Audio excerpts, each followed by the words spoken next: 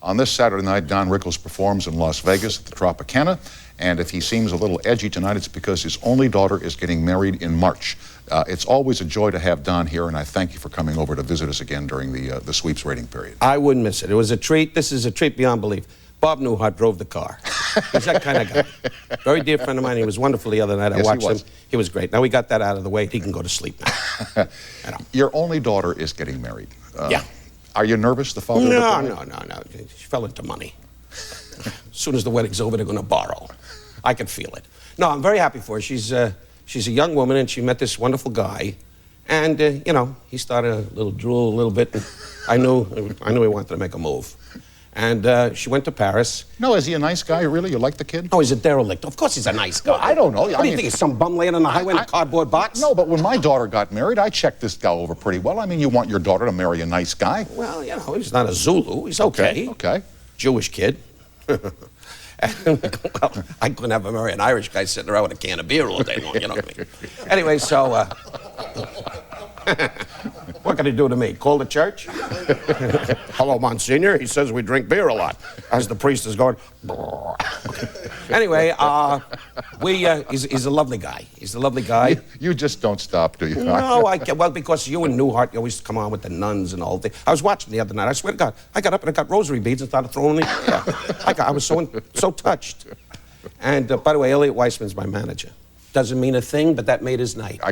You got to throw those things in. Gotcha. You make these guys feel great. So anyway, you met the kid, the guy. He's a nice guy, Jewish guy. You know, what does he do for a living? I was kidding about it. He could have been anything. You know. But thank God. What does he do? Does he have a job? No. Hangs around in hallways and goes, psst, miss. His case comes up Friday. No, actually, he's in radio. I don't know exactly what he does, but he sells radio time. His name is Ed Mann. And he sells radio time. He's very nice. And he's looks a little bit like Jerry Seinfeld, I would say. Really? Yeah. Now, will this be a big affair, or will this be a quiet affair? No, it's going to be the back of my car. Okay. I mean, how will it compare to your son's bar mitzvah in Jerusalem, which I hear really got out of hand? Yeah, well, it did, because the Arabs butted in. You know, they stood by the wall and tried to pick us off while we were singing. But, you know, it disrupted everything. I mean, the yarmulkes were spinning, and a couple of priests thought we made the hats, you know? You know those hats you guys wear? Yeah. We Jews, we make them for you. The Pope, if he don't like a Jew, he don't get a hat. So, well, think about it. I mean, we have them in pink, blue, Dubonnet, whatever, Dubonnet, that's all. So, we're going to have a big wedding. I don't want to tell you where, because you're liable to try to invite yourself. It's a lot of people going to be there. And my family is very, very happy about it. And, of course, I have to do a lot of jokes and be on shows like this to pick up a few dollars. I understand that. And then I found out what you pay, and this is a mistake. Yes, it is.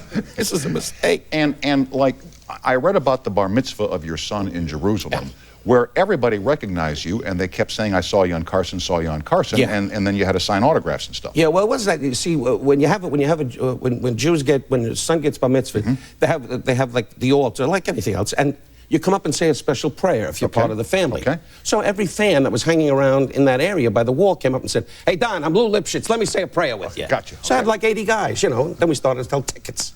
We were selling tickets. People were lined up to say the prayer. So the bar mitzvah ran about 38 hours. And the rabbi fell on the floor, face down. It was a long thing. Long thing. Yeah. Now, recently, since I've seen you last, you and Barbara made a trip for a month to Italy. Yeah. And you left the Newhart's home this time. Yeah, well, how long can you keep telling them we're going to chip in? Jesus. Every 20 minutes, him and his wife, do we have to chip in? But no, we had a wonderful time. Have you ever been to Venice? No, I have not. Have you ever been to Rome? Yes, I have. Oh, that's one out of two, not bad.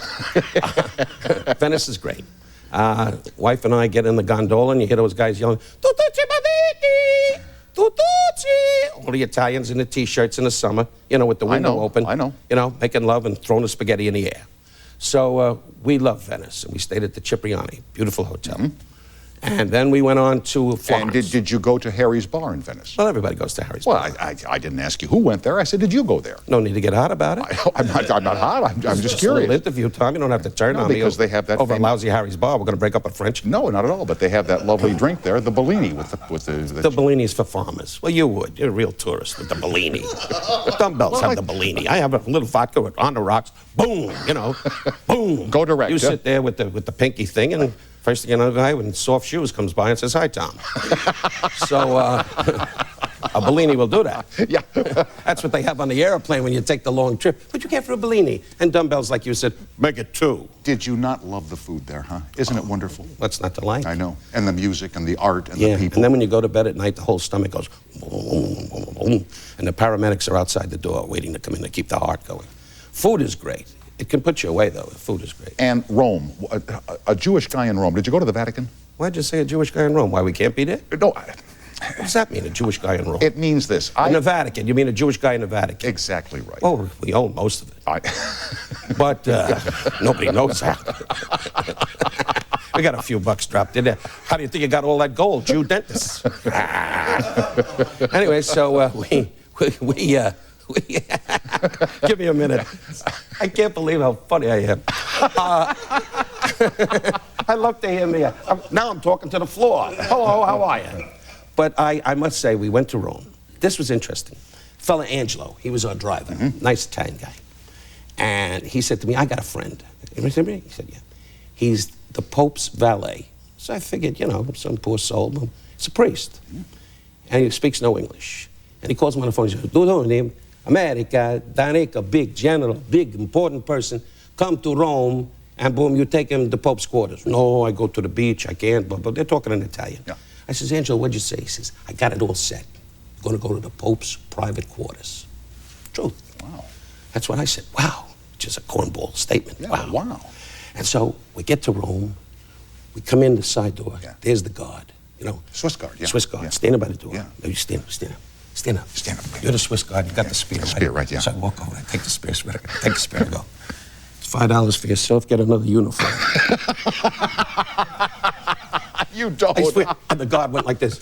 What? Anyway,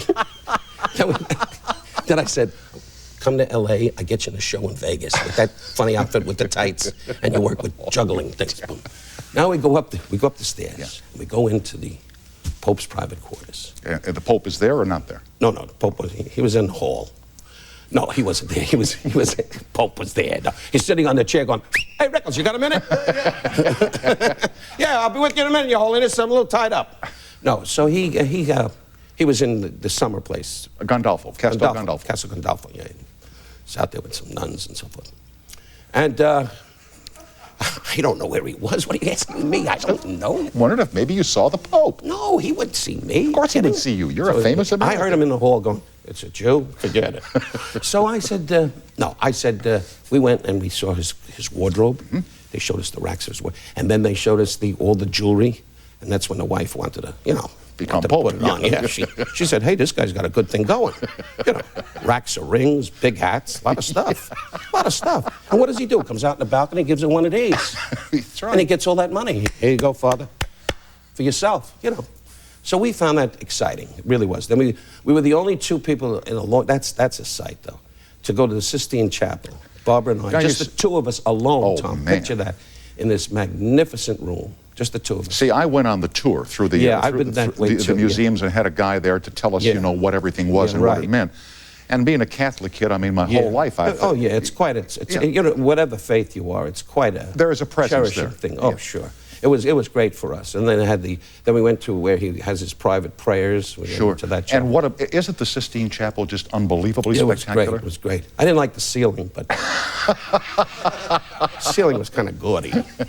But hey, you can't have it all. You Exactly know. right. The rugs looked good, but the ceiling was, you know.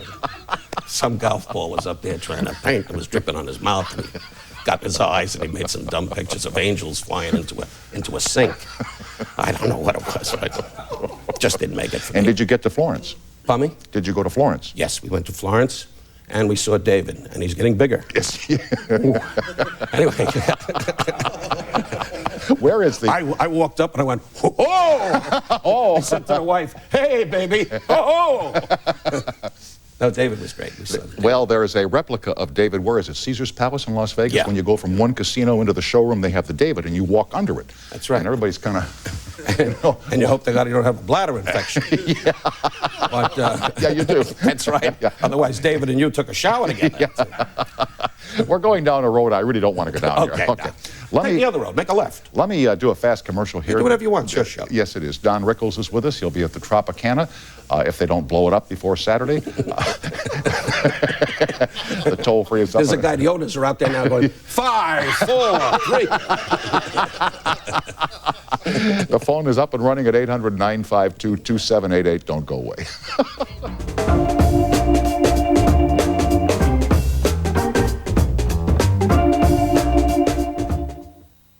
America, America's Funniest Home Videos, now 5 days a week. Weekdays following the CBS 58 news break at noon.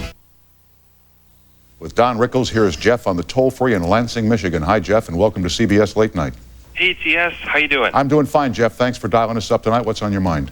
Well, great. I love the show. I'm out Thanks. here in Lansing. I want to say a quick hello to my brother in Ann Arbor. His name's Mike. Okay. Is that it, Jeff? Well, no, I have a quick question for Mr. Rickles. Okay, fine. Mr. Rickles, I'm curious, how has Las Vegas changed since you first started performing there years ago? And let me add to the question, when you see a hotel like the Sands, at which you once worked, just disappear as they blow it up, what do you think about? I think it's a little dusty. Well, true. It's true. I'm curious now, how's your brother? No, forget that. No, don't worry about it. No, Vegas was great in those days. You know, you don't like to look in the past, but it was a family-oriented thing. They say mob, but I mean, the guys that ran those places were just wonderful guys to entertain us, and whatever they did their thing, and they were marvelous to us. And it was more of a family. Now it's corporate. It's big time. You know, you get a cup of coffee, you sign for it.